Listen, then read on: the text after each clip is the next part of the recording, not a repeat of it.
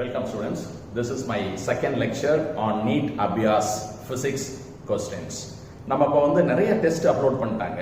நம்ம ஃபர்ஸ்ட் டெஸ்ட்ல இன்னும் ஒரு 10 கொஸ்டின் இந்த வீடியோல நம்ம பார்த்துடலாம். அதுக்கப்புறம் நாளைக்கு வீடியோல நம்ம செகண்ட் டெஸ்ட்டுக்கு போகலாம். ஓகேயா? So some interesting questions from NEET Abhyas. உங்களுக்கே தெரியும், இது NTA நேஷனல் டெஸ்டிங் ஏஜென்சி. அவங்க வந்து ஒரு டெஸ்டிங் ஆப் வந்து கொடுத்துருக்காங்க for the students benefit. Okay, students are at home, they are not able to go to the coaching centers because of the corona. So வீட்டில் இருக்கும்போது அவங்க வந்து இந்த கொஸ்டின்ஸ் எல்லாத்தையும் டெஸ்ட் எழுதி ப்ராக்டிஸ் பண்ணணும் அப்படிங்கிறதுக்காக. பட் இந்த கொஸ்டின்ஸுக்கு என்ன சொல்யூஷன், எப்படி இதெல்லாம் சால்வ் பண்ணணும்? நம்பர் 1. நம்பர் 2, NTAல கொடுக்கக்கூடிய கொஸ்டின்ஸ் ரொம்ப டஃப்பா இருக்கா ஈஸியா இருக்கா, இதெல்லாம் தெரிஞ்சுக்கிறதுக்காக தான் இது. பிளஸ் பிசிக்ஸ் கிளாஸ் அப்படின்னாவே யூடியூப் ஃபுல்லா ஹிந்தியில நிறைய டீச்சர்ஸ் வந்து நடத்துறாங்க. அது நம்ம தமிழ்நாடு பசங்களுக்கு வந்து ஒரு பெரிய டிஸ்அட்வான்டேஜா இருக்கு.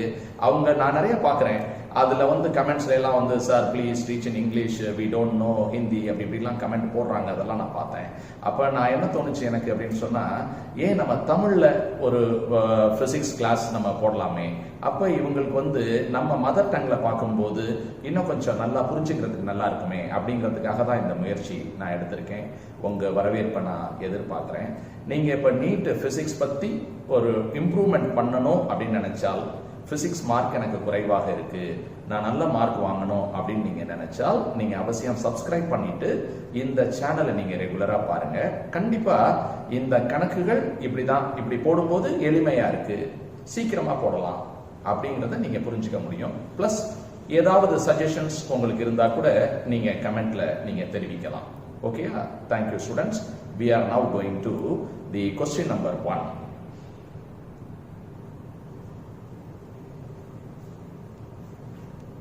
இந்த கொஸ்டின்ல பாத்தீங்கன்னா the displacement time graph அது கொடுத்திருக்கு, அப்புறம் velocity time graph அது கேட்டிருக்கு. ஓகேயா? Let's see the solution now. இப்ப நீங்க வந்து நாங்க அந்த கொஸ்டின் காமிக்கும் போது கூட நீங்க வந்து அத ஸ்கிரீனை வந்து பாஸ் பண்ணிட்டு அந்த கொஸ்டினை பொறுமையா படிச்சு பார்க்கலாம், அல்லது நீங்க வந்து நீங்களே ஒர்க் அவுட் பண்ணி பார்க்கலாம். அது பெஸ்ட். ஸ்கிரீனை பாஸ் பண்ணிருங்க, நீங்க சால்வ் பண்ணி பாருங்க, உங்களுக்கு என்ன ஆன்சர் வருதுன்னு பார்த்துட்டு தென் நீங்க மறுபடியும் ப்ளே பண்ணுங்க. அப்ப நான் எப்படி அதை போடுறேன் அப்படின்னு பாருங்க. ஒண்ணு ஆன்சர் கரெக்டா இருக்கான்னு பாக்குறது மட்டும் இல்ல, மெத்தட் புரிஞ்சுக்கிறது அதுவும் ரொம்ப முக்கியம். Okay, thank you. பார்ப்போம். இப்ப டிஸ்பிளேஸ்மென்ட் டைம் கிராஃப் இப்படி கொடுத்திருக்கு. இது டிஸ்பிளேஸ்மென்ட் இன் மீட்டர்ஸ், இது வந்து டைம் இன் செகண்ட்ஸ். இப்போ நம்ம வந்து வெலாசிட்டி டைம் கிராஃப் கேட்டிருக்கு. வெலாசிட்டி அப்படிங்கிறது differentiation of displacement, rate of change of displacement அப்படின்னு உங்களுக்கு தெரியும். ஓகே, அப்ப ஒவ்வொரு இடத்துலயும் வெலாசிட்டி எப்படி இருக்கும் அப்படின்னு நான் பார்க்கிறேன். பார்க்கும்போது இதை ஒரு 2 பார்ட்டா நான் வந்து பிரிச்சுக்கிறேன். ஃபர்ஸ்ட் பார்ட்ல இது ஒரு இன்க்ரீசிங் ஃபங்க்ஷனா இருக்கு, செகண்ட் பார்ட்ல இது டிக்ரீசிங் ஃபங்க்ஷனாக இருக்கிறது. சரியா? சோ இந்த பார்ட்ல ஃபர்ஸ்ட் ஆர்டர் டிஃபரன்சியேஷன்ங்கிறது என்ன? It is slope. ஸ்லோப்ங்கிறது என்ன? tan theta. இந்த ஸ்லோப்ங்கிறது slope of tangent, slope of the tangent. Okay, நான் இப்போ வந்து இந்த ஏரியால ஒரு பாயிண்ட செலக்ட் பண்றேன், அந்த இடத்துல ஒரு டான்ஜென்ட் வரையறேன், தொடுகோடு வரையறேன். அப்ப ஸ்லோப்ங்கிறது இந்த ஆங்கிளுக்கு tan வேல்யூ, tan theta. இந்த ஆங்கிள் பார்க்கும்போதே தெரியுது 90 டிகிரியை விட கம்மியா இருக்கு. அப்போ இது வந்து ஃபர்ஸ்ட் குவாட்ரண்ட்ல இருக்கு. ஃபர்ஸ்ட் குவாட்ரண்ட்ல இருக்குன்னா tan வந்து பாசிட்டிவ். அப்ப இந்த ஸ்லோப் வந்து பாசிட்டிவாக இருக்கிறது. அப்போ வெலாசிட்டி பாசிட்டிவாக இருக்கிறது. அப்ப வெலாசிட்டி டைம் கிராஃப்ல, வெலாசிட்டி டைம் கிராஃப்ல இந்த ஃபர்ஸ்ட் ஹாஃப்ல it has to be positive. Okay, இப்போ இந்த பாயிண்ட்க்கு வரேன், டான்ஜென்ட் வரையறேன். டான்ஜென்ட் ஹரிசாண்டலா போகுது, டான்ஜென்ட் ஹரிசாண்டலா போகுது, டைம் ஆக்சிஸ்க்கு parallel-ஆ போகுது. அப்ப என்ன அர்த்தம்? ஆங்கிள் தீட்டா வந்து 0 னா அப்ப ஸ்லோப் என்ன வரும்? tan 0 0 வரும். Slope of the x axis is 0, slope of the y axis is infinity. So இதுக்கு வந்து ஸ்லோப் 0 அப்படிங்கறப்ப வெலாசிட்டி தான் ஸ்லோப், அப்ப 0 வரணும் அப்படின்னு தெரியும். அந்த மேக்ஸிமம் பாயிண்ட்ல 0 வரணும். அடுத்து இந்த ஏரியால ஒரு பாயிண்ட் நம்ம எடுத்துக்கலாம், இது வந்து டிக்ரீசிங் ஃபங்க்ஷனா இருக்கு. இதுல ஒரு பாயிண்ட் எடுத்துட்டோம், நம்ம என்ன பண்ணணும்? டான்ஜென்ட் போறோம். இந்த tangent எவ்வளவு angle மேக் பண்ணுது? angle இந்த பக்கம் பார்க்கக்கூடாது. angle of inclination is defined as the angle made by the tangent with positive side of x axis. இந்த x axis க்கு positive side இந்த பக்கம் இருக்கு. அப்ப இதுதான் plus x. இதுக்கு நடுவுல இருக்கக்கூடிய இந்த angle இப்ப எப்படி இருக்கு? விரிகோணமாக இருக்கிறது. It is an obtuse angle more than 90. More than 90 னா we are in the second quadrant. அப்ப second quadrantல வரும்போது அது என்ன ஆகும்? tan all silver t comes ன்னு சொல்லுவோம். tan இங்க பாசிட்டிவ், இங்க tan நெகட்டிவ். அப்ப tan is negative. tan 91 is negative. tan 150 is negative. அப்போ நெகட்டிவா இருக்குன்னா velocity நெகட்டிவா இருக்கு. அப்ப velocity has to be on the negative side. And இது வந்து ஒரு parabola. இதுக்கு differentiation ஒரு straight line. So the answer should be a straight line passing through this on the positive side, negative side. அப்ப இது இப்படி போயிட்டு இருக்கும். இந்த மாதிரி ஒரு ஆப்ஷன் நீங்க क्वेश्चन காட்டும் போது பார்த்திருப்பீங்க. It is in option C. So that is the correct answer. இப்போ நம்ம அடுத்த கேள்விக்கு போறோம்.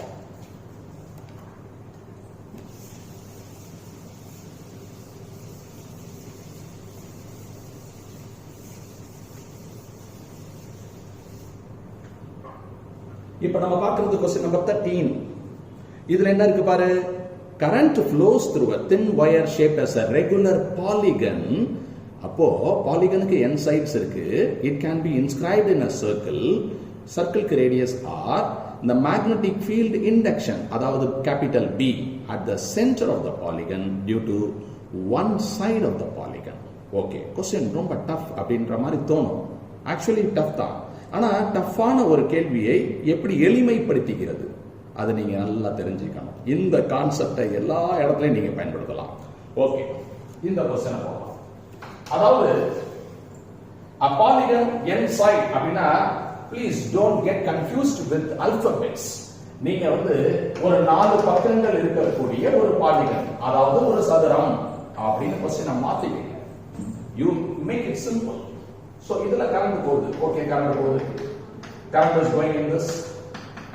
அப்ப center of the circle, அதாவது this polygon is inscribed in a circle அப்படிங்கறாங்க. Okay, this is inscribed in a circle of radius r அப்படிங்கறாங்க. அப்ப என்ன அர்த்தம்? இந்த diameter வந்து 2r.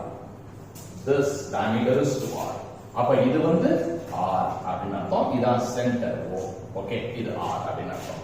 இப்ப at the center, because of one arm, because of this one side of the square, how much is the magnetic induction? அதான் கேள்வி. Okay, கவனி. உனக்கு இந்த ஃபார்முலா தெரிஞ்சிருக்கும்.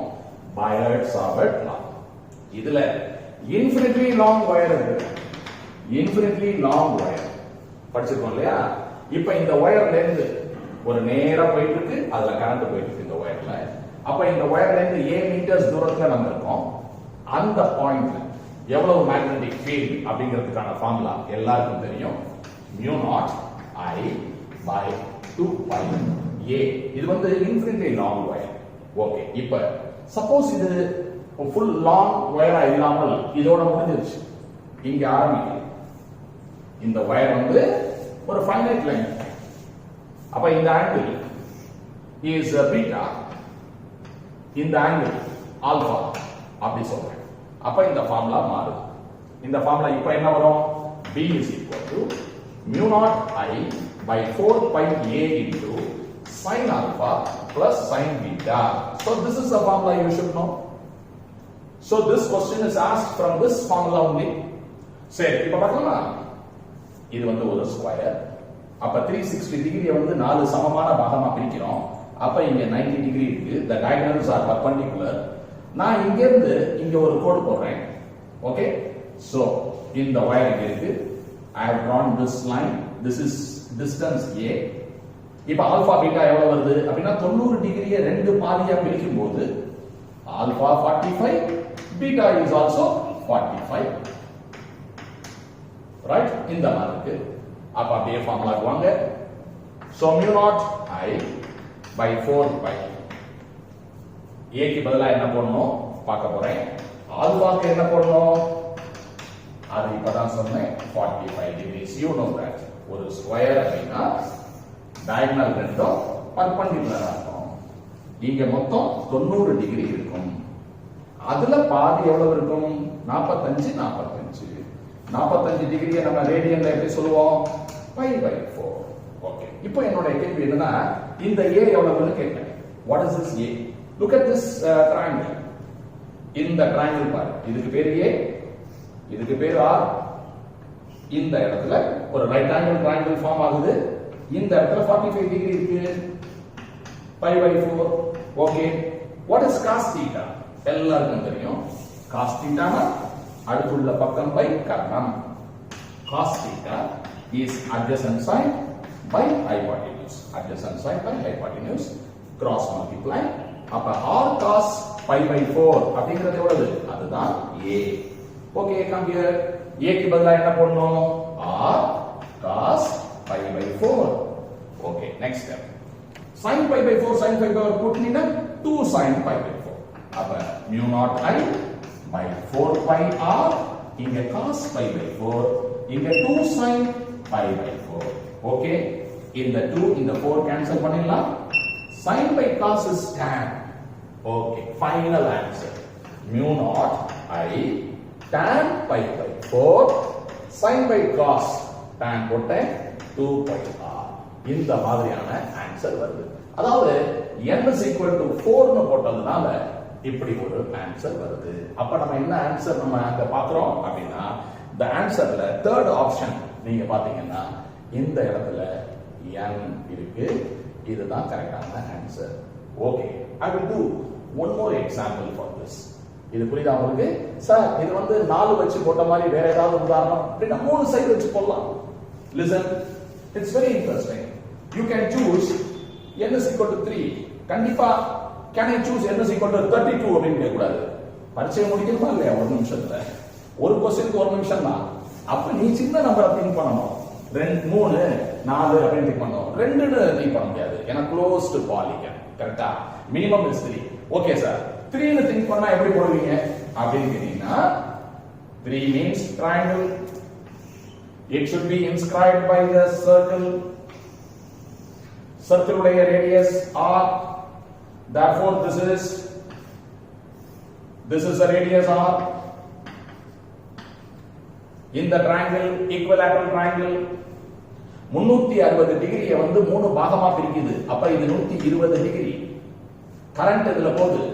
I இங்க கரண்ட் போகுது. I am going to take this arm. Okay, I take this arm. ஒரு ஆர்ம்னால எவ்வளவு மேக்னெட்டிக் ஃபீல்ட் அதான் கேள்வி. சோ நான் இத ஜாயின் பண்றேன். 120 டிகிரியை ரெண்டா பிரிக்கிறேன். 60 டிகிரி 60 டிகிரி 60 டிகிரிங்கிறது எவ்வளவு ரேடியன்? π by 3. இப்ப ஆன்சர் என்ன ஆகும்? இந்த ஸ்டெப் வரைக்கும் உனக்கு தெரியும். This is the formula. Now can you do that? வீடியோவை பாஸ் பண்ணிட்டு நீங்க உங்க நோட்புக்ல ஒரு தரம் அவசியம் போட்டு பாருங்க. அப்புறம் நான் போடுறத பாருங்க. என்ன போட போறேன்? b is equal to mu naught I by 4 pi. a கண்டுபிடிக்க போறேன். sin π by 3 sin π by 3 போட்டேன். ஓகே, a எவ்வளவு அப்படின்னா இந்த ட்ரையாங்கிள்ல இந்த a அப்படிங்கிறது எவ்வளவு? What is this distance a? எவ்வளவு அப்படின்னா cos 60 எழுதுற. அதாவது இந்த ட்ரையாங்கிள் உனக்கு புரியுதா? இது a, இது r. இதுதான் நம்மளுடைய π by 3. ரைட்? அப்ப cos π by 3 எவ்வளவு? adjacent side by hypotenuse. So you know a is equal to r cos π by 3. இப்போ என்னாச்சு?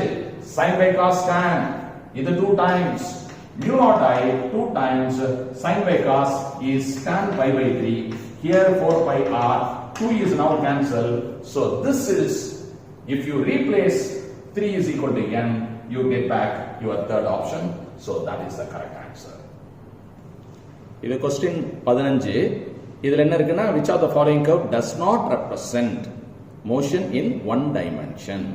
இந்த கொடுக்கப்பட்டுள்ள 4 வரைபடங்கள்ல எது வந்து ஒன் டைமென்ஷனல் மோஷனாக இருக்காது அப்படின்னு கேட்கிறாங்க. எது நேர்கோட்டு இயக்கமாக இல்லை. ஓகேயா? கவனி, அதுல ஒரு படம் பார்த்தீங்கன்னா அது ஓகே, வேற மாடல்லாம் மாத்தி மாத்தி கொஸ்டின்ல கொடுக்கலாம் இல்லையா? அதனால நீங்க தெரிஞ்சுக்க வேண்டியது எப்படி இருக்க கூடாது அப்படின்றத தெரிஞ்சுக்கிறதுக்கு இப்போ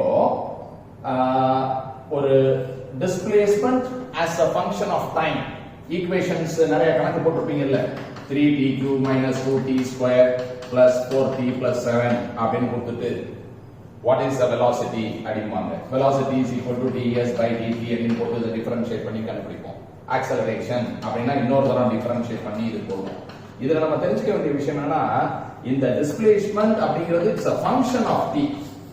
It's a function of t. Displacement is a function of t. அப்ப கிராஃப் வந்து இந்த displacement டைம்ல வந்து இப்படி இருக்கா? It is okay. ஒரு கிராஃப் வந்து இந்த மாதிரி போயிட்டு இப்படி கீழே வருதா? இன்னொரு கிராஃப் இப்படி வந்துட்டு இப்படி மேல போகுதா? இன்னொரு கிராஃப் இப்படி ஒரே ஸ்ட்ரைட் லைனா இருக்கா? இன்னொரு கிராஃப் இப்படி இருக்கா? இது எல்லாமே ஓகே தான். ஏன் எல்லாமே ஓகே? பிகாஸ் ஒரு ஃபங்க்ஷன் அப்படின்னா ஈஸியான மெத்தட் நீங்க ஞாபகம் வச்சுக்க வேண்டியது, நல்லா ஞாபகம் வச்சுக்க வேண்டியது வெர்டிகல் லைன் டெஸ்ட். செங்குத்து கோடு ஒரே ஒரு இடத்தில் மட்டும் வெட்ட வேண்டும். அது ஏன்னு சொல்றேன், செங்குத்து கோடு ஒரு இடத்துல தான் வெட்டுது, ஒரு இடத்துல தான் வெட்டுது, ஒரே ஒரு இடத்துல தான் இந்த கர்வை வெட்டுது, ஒரே ஒரு இடத்துல தான் வெட்டுது. அப்ப இது எல்லாமே கரெக்டா இருக்குன்னு அர்த்தம். கரெக்டா இல்லாதது எது அப்படின்னு ஒரு கேள்வி கேட்கிறாங்க. அப்ப செங்குத்து கோடு இரண்டு இடத்தில் வெட்டினால் அது கரெக்டா இல்லை. அப்ப இப்ப கொடுத்திருக்கிற படங்கள்ல ஒரு படம் வந்து சர்க்கிள் இப்படி கொடுத்திருக்காங்க. இதுல வந்து செங்குத்து கோடு போட்டா என்ன செய்யும்? ரெண்டு இடத்துல வெட்டும். அப்ப இது தவறு. ஏன் சார் ரெண்டு இடத்துல வெட்டினா தவறு அப்படி ஒரு கேள்வி கேட்டீங்கன்னா, இது வந்து 0 time goes now, this is 5 seconds. இது வந்து 5 செகண்ட்ஸ்ல எந்த இடத்துல நீ இருக்க அப்படின்னா இந்த இடத்துல இருக்க, அப்புறம் இந்த இடத்துல இருக்க. அது எப்படி ஒரே டைம்ல ரெண்டு இடத்துல இருக்க முடியும்?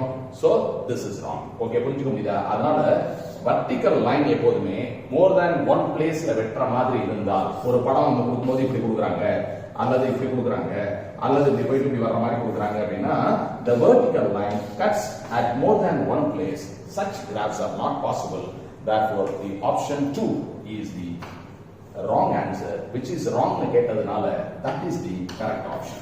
Okay, now I am going to the next question.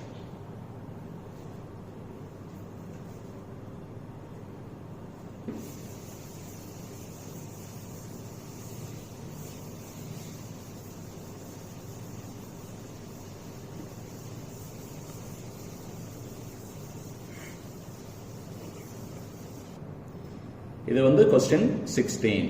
Okay, இதுல என்ன கொடுத்திருக்காங்க அப்படின்னா, ஒரு சேட்டலைட் வந்து எர்த்தை ரிவால்வ் பண்ணிட்டு இருக்கு. ஓகே, எர்த்தோட சேட்டலைட். இதுல வந்து ஒரு மெஷர்மெண்ட்ல இருக்கக்கூடிய மிஸ்டேக் என்ன சொல்றாங்கன்னா, the satellite is revolving around the earth in an orbit of r plus delta r. சரி, டெல்டா ஆர்ங்கிறது அந்த மெஷர்மெண்ட்ல உள்ள ஒரு ஸ்லைட் சேஞ்ச், ஸ்லைட் எரர் அப்படி எடுத்துக்கலாம். with the time period t plus delta t.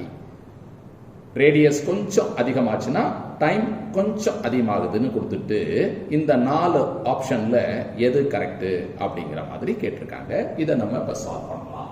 கவனி.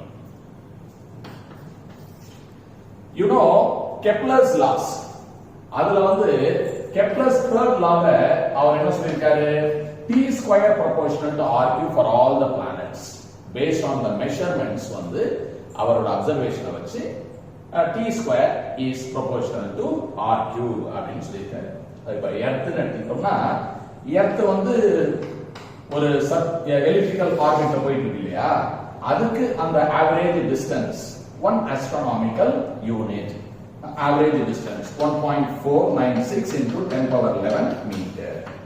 அதுக்கு டைம் பீரியட் வந்து 365.25 days. அந்த மாதிரி ஒவ்வொரு பிளானட்டுக்கும் இருக்கக்கூடிய டேட்டாவை எடுத்து பார்த்தால் கரெக்டா அது வந்து t square by r cube ஒரு கான்ஸ்டன்டாக இருக்கிறது.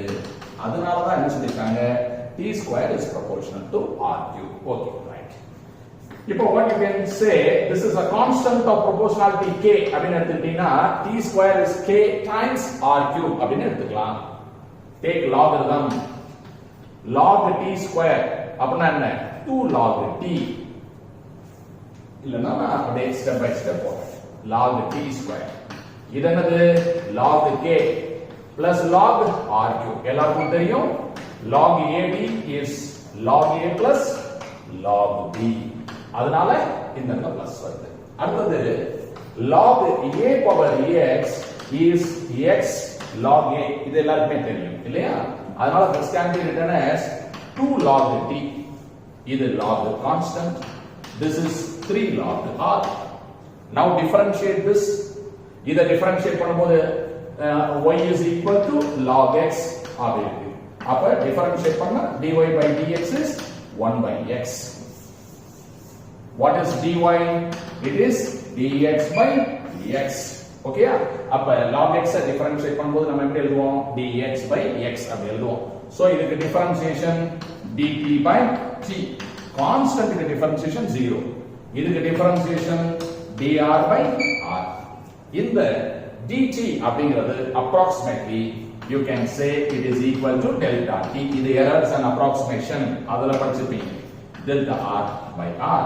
Therefore இந்த 2 அங்க கொண்டு போய்ட்டோம்னா we get the answer delta t by t is 3 by 2 delta r by r. இந்த மாதிரியான ஆன்சர் வந்து உங்களுக்கு 3 by 2ங்கிறது ஃபர்ஸ்ட் ஆப்ஷன்ல இருக்கு. So the correct option is option A. Now we can go to the next question. இப்போ நம்ம பார்க்கிறது question number 17. இதுல என்ன இருக்குன்னா ஒரு தொட்டியில வந்து தண்ணி இருக்கு. கீழே வந்து ஒரு காயின் வந்து தண்ணிக்குள்ள இருக்கு. இது ஒரு கண்ணாடி தொட்டி. இந்த காயின்ல இருந்து நம்ம பார்க்கும்போது அந்த வெளிச்சம் வெளியில வர்றது வந்து தண்ணியோட சர்ஃபேஸ்க்கு வந்த உடனே மேலே போகாம சர்ஃபேஸ் மேலேயே போகுது அப்படி கொடுத்துருக்காங்க. அப்புறம் சில டீடைல்ஸ் 3 சென்டிமீட்டர் 4 சென்டிமீட்டர் மாதிரி கொடுத்துட்டு அந்த லிக்விடுக்குள்ள லைட்டுடைய வெலாசிட்டி எவ்வளவு அப்படின்னு கேட்டிருக்காங்க. ரே ஆப்டிக்ஸ் பாடத்துல இருந்து. ஓகே, கவனி. The total internal reflection கான்செப்ட்ல இருந்து இது வருது. ஓகே, இப்போ இது வந்து வாட்டர் லெவல், அப்ப மேல இருக்கிறது ஏர். ஓகே, ரேரர் மீடியம், இது டென்சர் மீடியம். ஓகே, இது ரேரர் மீடியம், இது டென்சர் மீடியம். இப்போ லைட் வந்து when light travels from denser to rarer, எப்போதுமே இது வந்து இன்சிடென்ட் ரே, இது வந்து angle of incidence. டென்சர்ல இருந்து ரேரர் போகும்போது it deviates away from the normal. This angle will be more அப்படிங்கிற கான்செப்ட் உங்களுக்கு தெரிஞ்சிருக்கும். இப்ப லைட் வந்து ரேரர்ல இருந்து டென்சருக்கு வருதுன்னு வச்சுக்கோங்க. ரேரர்ல இருந்து டென்சருக்கு வருது. இது கண்ணாடி, இது வந்து ஏர். அப்ப லைட் எப்படி வருது அப்படின்னா இது வந்து angle of incident ray, angle of incidence. Now it deviates towards the normal. அப்ப இந்த r வந்து கம்மியா இருக்கும். இப்பதான் நம்ம the refractive index அப்படின்னு ஒன்னு டிஃபைன் பண்ணுவோம். The refractive indexங்கிறது sin I by sin r. This is also equal to the ratio of the velocities. Rarer mediumல light travels with a speed which is written as c. இது வந்து velocity of light in air. Here the velocity of light is written as v. அப்போ இந்த concept உங்களுக்கு தெரிஞ்சிருக்கணும். Okay, இது தெரிஞ்சிருக்கணும். And then you should know the total internal reflection. அதாவது நீங்க எப்படி இமேஜின் பண்ணீங்கன்னா ஒரு ஸ்விமிங் பூல் தண்ணி, நீங்க கையில ஒரு டார்ச் லைட் வச்சிருக்கீங்க. இந்த வாட்டர்ல டார்ச் லைட்டை வச்சு நீங்க டார்ச் லைட் ஆன் பண்ணி பாத்தீங்கன்னா லைட் வந்து தண்ணிக்குள்ள வந்துட்டு வெளியில வரும். அப்ப வெளியில லைட் வரதை நீங்க பார்க்கலாம். அப்ப அந்த டார்ச் லைட் கொஞ்சமா சாட்டிருக்கீங்க. இந்த டார்ச் லைட்டை ஒரு குறிப்பிட்ட ஆங்கிள் வச்சிருக்கோம். அதுக்கப்புறம் அந்த ஆங்கிளை வந்து கொஞ்சம் அப்படி மாத்தி இப்படி ஆங்கிளை கொஞ்சம் மாத்தலாம். அதாவது you can now you look at this is the torch. இப்ப லைட் எப்படி வரும்? அப்படி வரும். அப்படி வரும்போது வெளியில லைட் வந்து இது இன்சிடென்ட் ஆங்கிள், இது ரிஃப்ராக்டட் ஆங்கிள், இதை விட இது ஜாஸ்தியா இருக்கும். இப்ப ஐயை விட ஆர் ஜாஸ்தியா இருக்கும். இப்ப இன்னும் கொஞ்சம் இதை ஜாஸ்தி பண்ணா, இப்ப நான் என்ன பண்ணிருக்கேன்? ஐயை இன்னும் கொஞ்சம் ஜாஸ்தி பண்ணிருக்கேன். அப்ப ஆர் இன்னும் கொஞ்சம் ஜாஸ்தியா, அதை கொஞ்சம் அட்ஜஸ்ட் பண்ணி கரெக்டா ஒரு பர்டிகுலர் பொசிஷன்ல வைக்கும் போது அந்த ஆர் வந்து கரெக்டா 90 டிகிரி ஆயிடும். அப்ப 90 டிகிரி ஆகும்போது தண்ணி மேல லைட் போகும், லைட் தண்ணிக்கு வெளியில வராது. அந்த ஆங்கிள் ஆஃப் இன்சிடென்ஸ்க்கு பேரு கிரிட்டிக்கல் ஆங்கிள். சோ இப்போ நம்ம என்ன பார்த்திருக்கோம்? ஒரு பர்టిక్యులர் ஆங்கிள் லைட்டை நம்ம அடிச்சோம்னா the light will pass, it grazes the surface of water the refracted angle is now 90 degrees. The incident angle is equal to the critical angle. அப்படி வருது. ஓகே, இப்ப refractive index அப்படினா அது எவ்வளவு அப்படினா இது I இது R ன்னு எடுத்துக்கணும். ஏன்னா light வந்து it retraces its own path அப்படினு சொல்லுவோம். அதாவது ஒரு ட்ரெஸ்ஸிங் டேபிள் கண்ணாடி இருக்கு. நீங்க உங்க தம்பியை வம்பிழுக்கணும். அப்ப நீங்க என்ன பண்றீங்க? ஒரு டார்ச் லைட் அடிச்சு தம்பி மூஞ்சில அடிக்கிற மாதிரி அடிக்கிறீங்க. கண்ணாடி அடிக்கிறீங்க, அவன் மூஞ்சில அடிக்குது. அப்ப அவன்கிட்ட ஒரு லைட் இருக்கு. அவன் என்ன பண்றான்?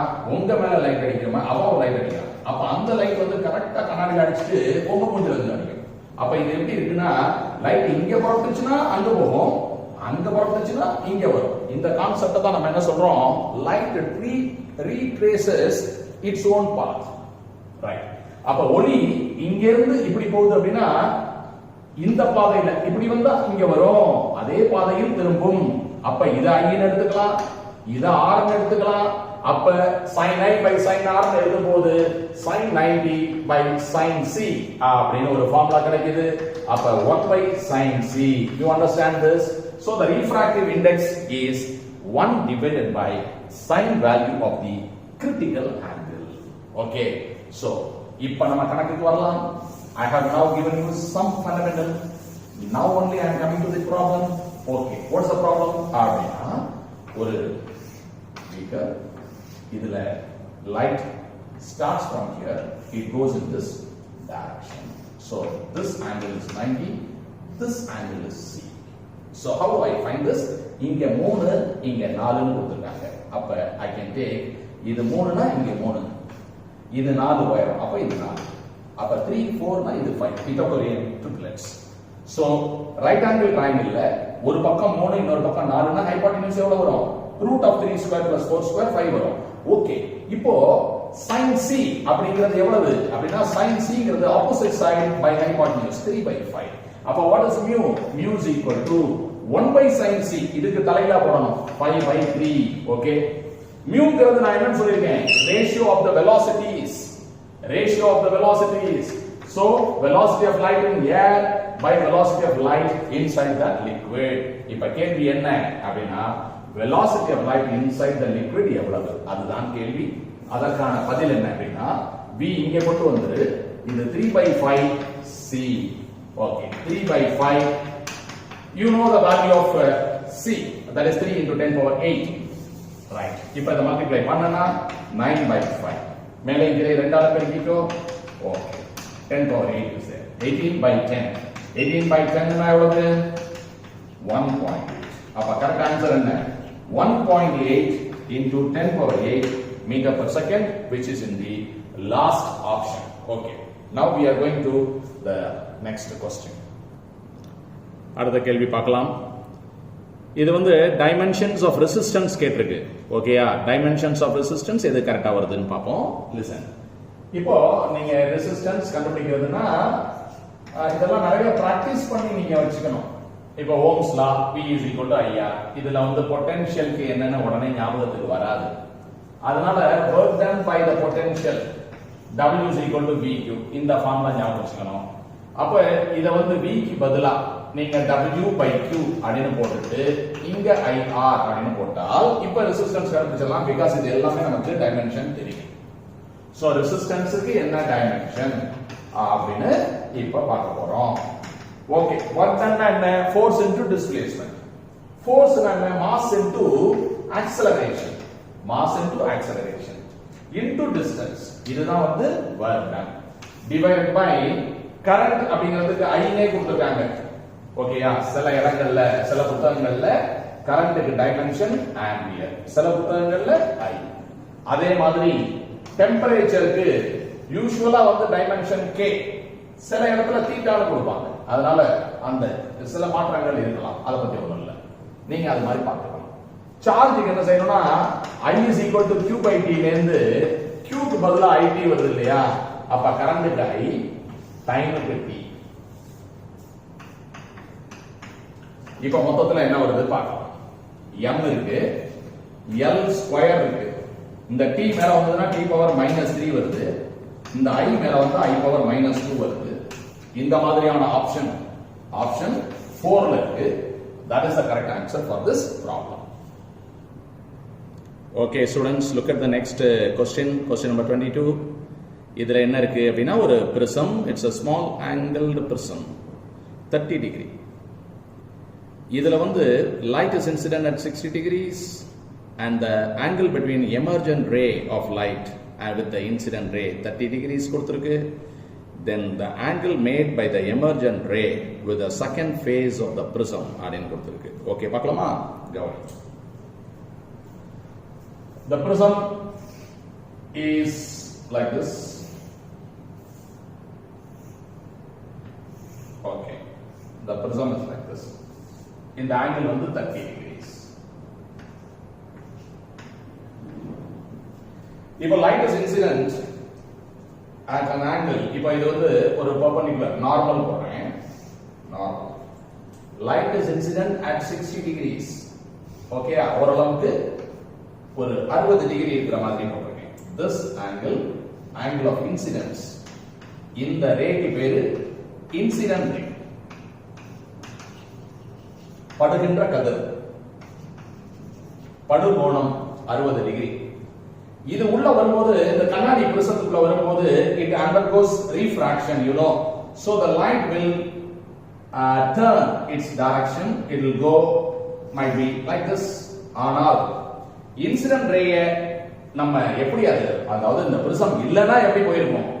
பிரிசம் இல்லனா அது நேரா போயிருக்கும். அது போகக்கூடிய திசை எப்படி இருக்கும்? இப்படி போயிருக்கும். அப்ப if there is no glass, then it will go like this. The original path of the incident ray. Okay.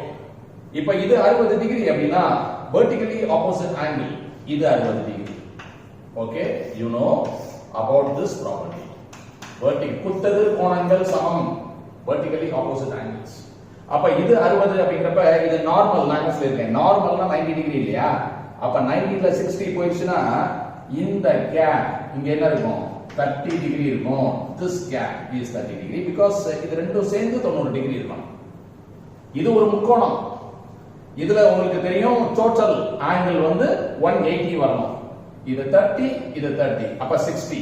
180 ல 60 போச்சு. அப்ப 120. This angle should be 120. Right. In the angle 120.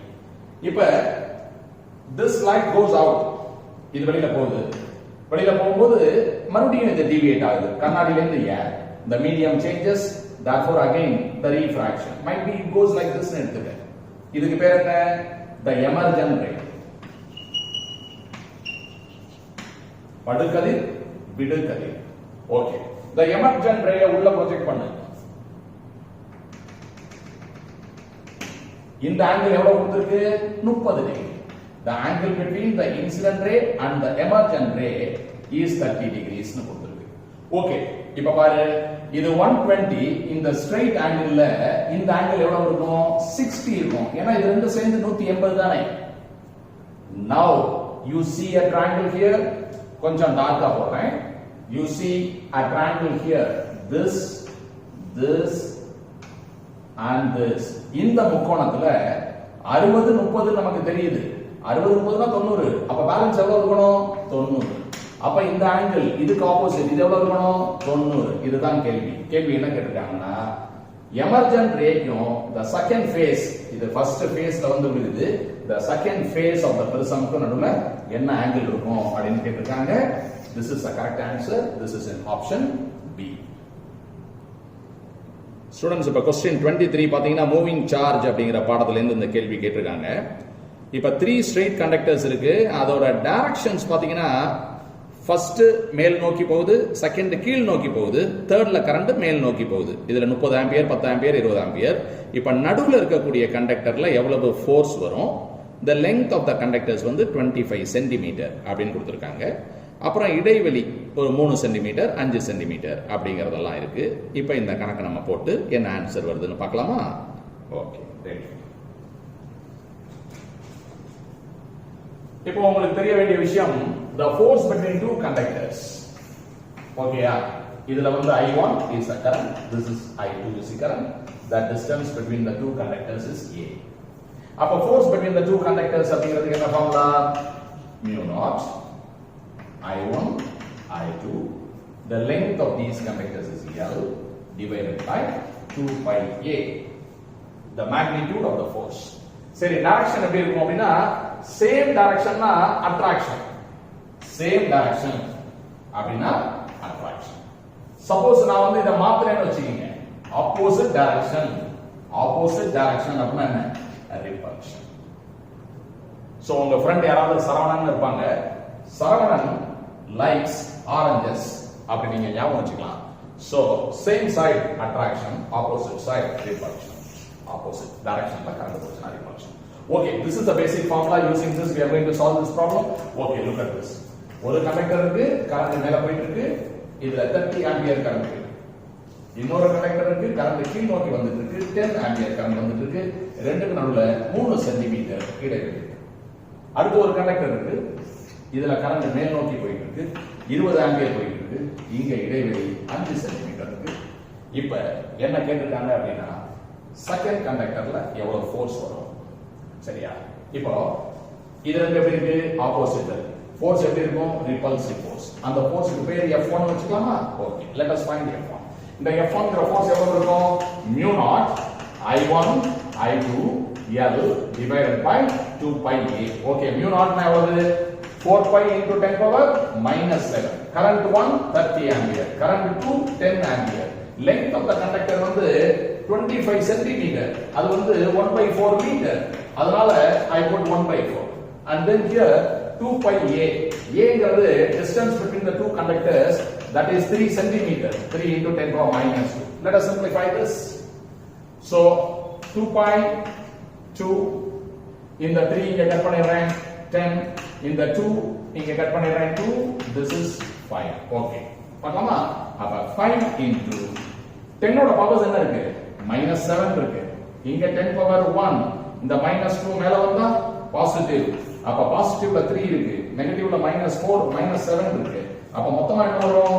10 power -4 Newton. Okay, இத கண்டுபிடிச்சோம்.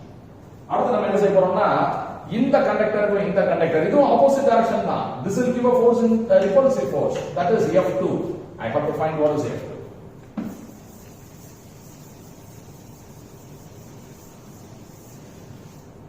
The force between the second conductor and the third conductor, mu naught I2 I3 L 2 pi A. A வந்து 5 centimetre. அதனால 5 into 10 minus 2 போட்டுருக்கேன். 25 centimetre length of the conductor 1/4 னு போட்டுருக்கேன். Okay, current ஓட value 10 20 அது போட்டுருக்கேன். Okay, let us cancel. Now 2 pi 4 pi 2 and then you can cancel this 5 and 20 and 4 எல்லாமே cancel ஆச்சு. இதுவும் 20 then 20 cancel. அப்ப 2 into 10 power minus 2 மேல வந்தா plus 2 ஆயிடும். அப்ப 10 power -7 plus 3 -4 Newton. So இங்க 5 into 10 power -4 Newton, இது 2 into 10 power -4 Newton. அப்ப மிடில்ல ஒரு கண்டக்டர் இருக்குல்ல, அதுல F1 எவ்வளவு ஆக்ட் பண்ணுது? 5 into 10 power -4. F2 கம்மியா தான் இருக்கு. அதே ஒரு 2 into 10 power -4. எது அதிகமா இருக்கு? இதுதான் அதிகமா இருக்கு. அப்ப ரிசல்டன்ட் ஃபோர்ஸ் எவ்வளவு அப்படினா பெருசுல இருந்து சின்னதா கழிக்கணும் இல்லையா? So பெருசுல இருந்து சின்னதா கழிச்சிட்டனா the answer is 3 into 10 power -4. அது எந்த பக்கம் இழுக்கும்? இந்த பக்கம் இழுக்கும். Towards right. அது எந்த ஆப்ஷன்ல இருக்கு? செகண்ட் ஆப்ஷன்ல இருக்கு. So கரெக்டான option B, it goes towards right. Okay, dear students, another one important information what I want to share with you is we are starting very soon a 1-year program for NEET examination coaching. This is NEET 2021 1-year program. This is very useful for students who are in the 11th standard, who already passed 11th standard and going to 12th standard, and also those who want to repeat this NEET examination. Those who are having plans to write the NEET examination in 2021 may approach us. I will share my number and you can contact us. This is a very reasonable fees and a very effective program. 9791277635. You can call this number or you can call 93 45129898. Okay. So for details, you can contact us. We will give you complete details. Okay. Now we are going to the next question.